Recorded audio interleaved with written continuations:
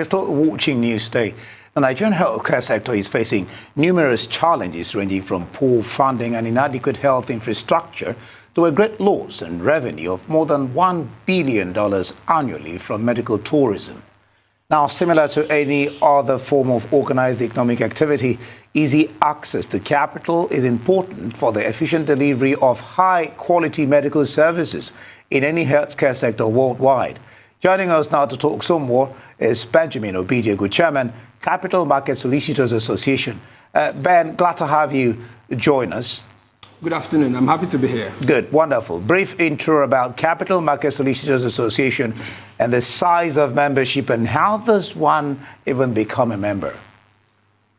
Well, Capital Market Solicitors Association, it's an association of lawyers, solicitors and law firms that are engaged in capital market transactions. Usually you have to be registered with Securities and Exchange Commission as a first step, SEC, and then thereafter you apply to join the association. The association is also formally registered. We were registered in 2001 under Part C, Incorporated Trustee, and we have Board of Trustees. The chairman of our Board of Trustees is Senator Oladipo Odujiri, and our founding chairman is Chief Anthony Digbe, and I am the current chairman, the 7th in the series.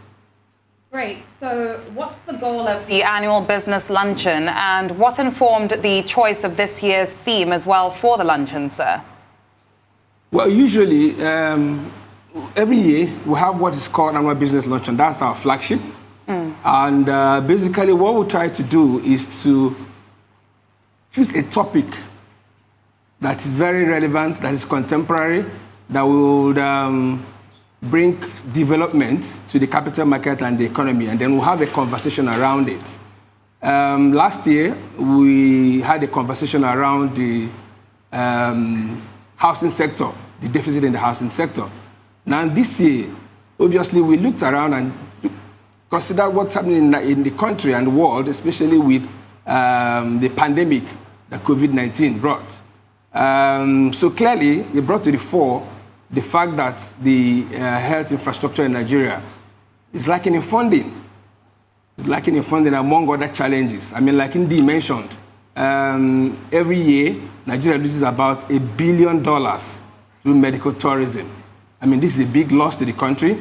And if the health infrastructure is properly developed and all that, you can imagine what $1 billion can do in our economy. So we just say this year, let us have a conversation around the health sector, look at the challenges. And then we know that primarily the problem is funding.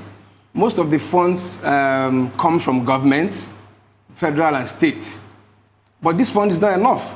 I mean, I'll give you a clear example. In this year's budget, the federal government budgeted about 46 billion naira for capital expenditure for Ministry of Health. 46 billion naira for a country of 200 million people is definitely not enough. Let me drive this point home more. Arsenal Football Club, 19 of their players, their salary for 2020 is 97 million pounds. 97 million pounds, if you multiply by 575 at the exchange rate, and that gives about 56 billion naira. So what Arsenal is spending to pay its players is even more than what our government has budgeted for the health infrastructure. All right, Mr. Obidegwu, but if you were to put it in perspective, Arsenal really do generate that amount of money, certainly, to be able to pay that much in remunerations. Yeah. But looking at this particular annual business launching that will be coming up, the speakers, who are those we should expect that will be on the roll call? Well, like every year, we try to bring experts, in the relevant fields to be able to come and talk with us, have a conversation with us. This year, for instance, we are lucky, the Director General of SEC, Securities and Exchange Commission, Dr. Yuguda, has confirmed that he's going to attend as our special guest of honor.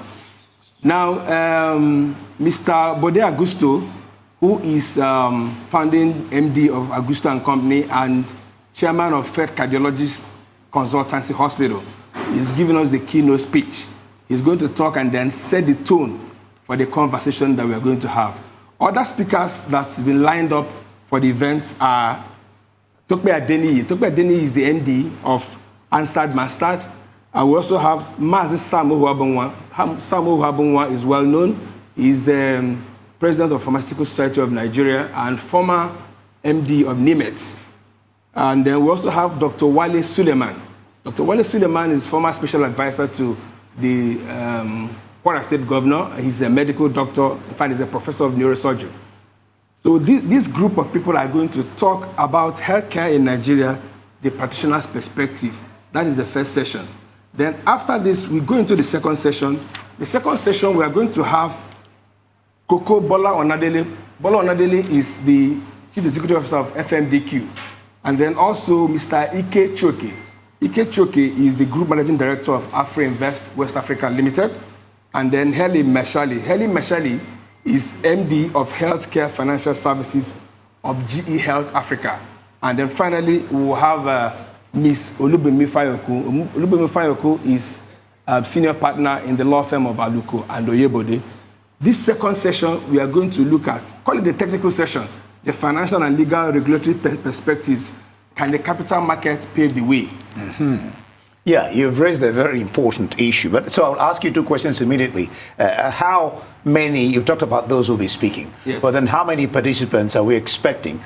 And being a virtual conference, how prepared are they? That's one. Mm-hmm. Then secondly, let's try to define or get you to define the role of solicitors in capital market transactions. Would you say that the role has diminished? And if so, what are you doing to change the trend, making it more important? Well, like I said, this is a virtual conference. We know why the situation we found ourselves.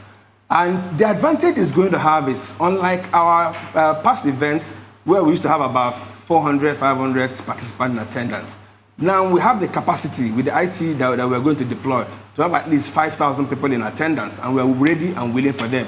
Already registration has started. If you go to our website, cmsa.ng, you will be able to register, log in and register. So we have the capacity to host at least 5,000 people, okay?